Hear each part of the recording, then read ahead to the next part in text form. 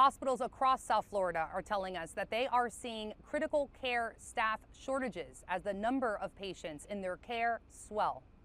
I would say in my 40 years in nursing, I've never seen such a shortage. From Jackson Health to Memorial Healthcare, hospital staff stretched thin.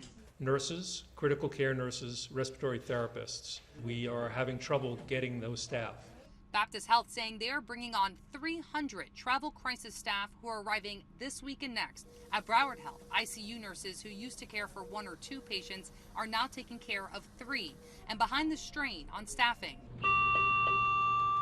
a 1-2 punch, the spike in mostly unvaccinated COVID-19 patients who need labor-intensive care. You have to turn them on their belly so they can breathe. It takes 6 people to turn them.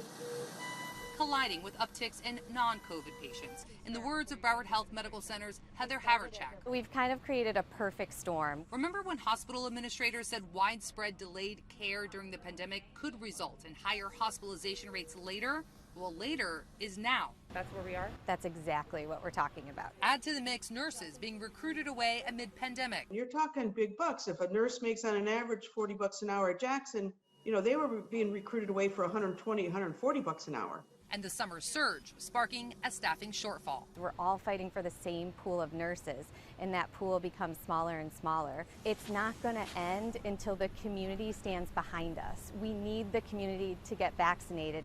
And that is because hospitals continue to tell us that the majority of the COVID-19 patients in their care are unvaccinated. So the more community members that get a vaccine, well, they say that will eventually ease the mounting pressure on staffing and hospital beds. In Fort Lauderdale, I'm Christina Vasquez, Local 10 News.